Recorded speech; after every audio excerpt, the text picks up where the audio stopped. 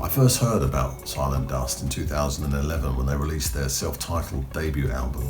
Now, if you want an example of where the music does the talking, then these guys are the real deal. Hence why it's so hard to find anything out about them online. And this is how I like it, to be honest.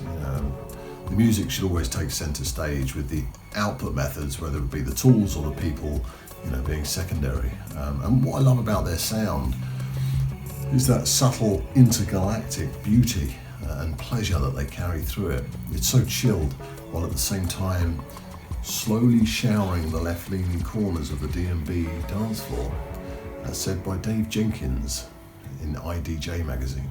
A very good article from 2018, check it out. Now, this debut album for me is up there with the best. I mean, it's pretty flawless, to be honest. And I love how they have their own unique feel and vibe throughout the album, giving it that journey that I believe sits at the essence of all albums, or should be. Not a load of singles put together from different points of time. And this album felt like a project, with purpose, unlike anything else in D&B. I wouldn't even class it as drum and bass, to be honest, even though Andy and Dan from Silent Dust are probably most known for their D&B work. I'd say it's verging on sort of a sci-fi soundtrack. It's so creative, with such a continuous vibe from start to finish. 14 tracks, 51 minutes. It's an album that doesn't really date. I then realised that these guys are right up my street when it comes to what they like. And from here on, it's all about their label, None 60, which they introduced me to Oliver York, Jaskin and Uneven, Lewis James, John the First, Dexter, Acuritide, Zilla Rocca, and Wags.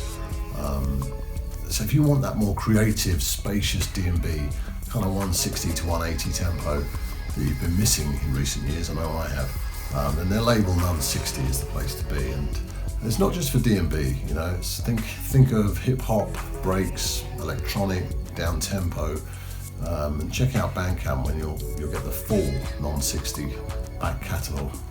And referring back to this IDJ article again by Dave Jenkins, because there's such little out there about them, it seems that they work independently by themselves, where they collaborate online, and they just feel it works better this way. No wasted time chatting and making tea, going round and round in cul-de-sacs, as they put it. And they both got day jobs, from what I understand, so they don't put out as many releases as they probably should.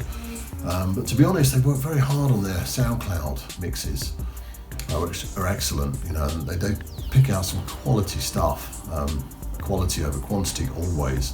And they're very good at that, because that way it's always shipshape every time. I did like it when Andy mentioned that he was, fed up with people criticising hip hop. This was about 5 years ago, and the state of hip hop these days. And I liked him when he said that, get over it, basically. Like, there's loads of great stuff out there. He was being ignorant to it. And I like that, it's true. I was falling into that trap myself. So since their debut album in 2011, they did release another album made up of sort of B-sides and stuff that would have fitted that album. And some other singles, about 12 tracks if you can find it. I know it's on Bandcamp. It's called Static. Pulse Radio, Big Up Podcast, they're pretty good. They released an album, Wow, that's not what I call Silent Dust, which is all the stuff that they did from the late to mid noughties, under their names Hobbsy and Xeon Bass back then. Before they became Silent Dust. But it's 2018 that I want to come on to next. Now, as I said earlier, these guys let the music do the talking, so there's very little promotion going on. So when their next album came out in 2018, it was a beautiful surprise. And there was very little hype around it, which is fine for us Silent Dust fans. It's probably how we like it. And I certainly wasn't disappointed, with the follow-up album, because you can tell they do this music for their own pleasure and when they're ready to put it out. Otherwise, it wouldn't have taken 7 years. And they don't care about the business side of it. Otherwise, they'd have been under a lot of pressure after that amazing debut first album to come out with another album shortly after. So I like that. Good things come to those who wait. And this album's much more hip hoppy. They got the DJ Wiz John the First on it. Check out his Twitch page, it's pretty good.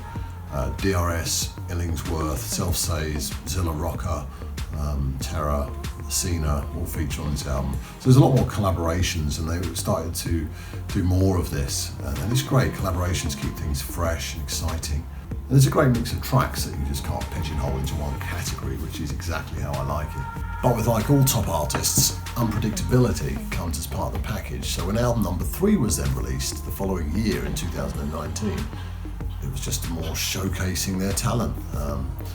You know, with a lot more shorter tracks, it was kind of like a film score project with some skits without the rapping. I mean, if you remember, skits used to be very popular in hip hop, and this is, you know, they got some like fairly decent length tracks, but then they've got like a minute skits in between them. You start to think, I wonder what this album would be like with a load of rappers over the top of it. That would be good. Top grade music once again. And also in 2019 they released the compilation None of the Above, which is a lot of their label friends, you know, like Wags, Jaskin Uneven, and Oliver York, as well as Lewis James and Dee Bridge adding a track on there themselves. Apparently Dan's long-term friend Simon Buckley does all the artwork, which makes no logical sense whatsoever. Which is a bit like Silent Dust's production methods apparently. They kind of say that, you know, get all the right ingredients together and it will fall into place somehow. Another reference from that IDJ article by Dave Jenkins in 2018. So anyway, this is my top 10, and I've gone for their more home listening, down-tempo side, because you can't really go wrong with that. It's very difficult to choose because they don't really put out any bad music. So having only really done 3 albums in 10 years, don't expect too much too soon.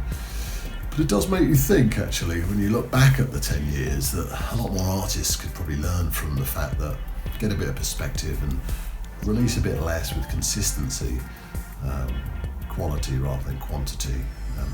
Stop worrying about your social media feeds every day. We won't forget you. If the quality is that good, you ain't gonna forget. But if you do find yourself sitting in silence, collecting dust, just go onto their non-60 Bandcamp page. There's plenty on there.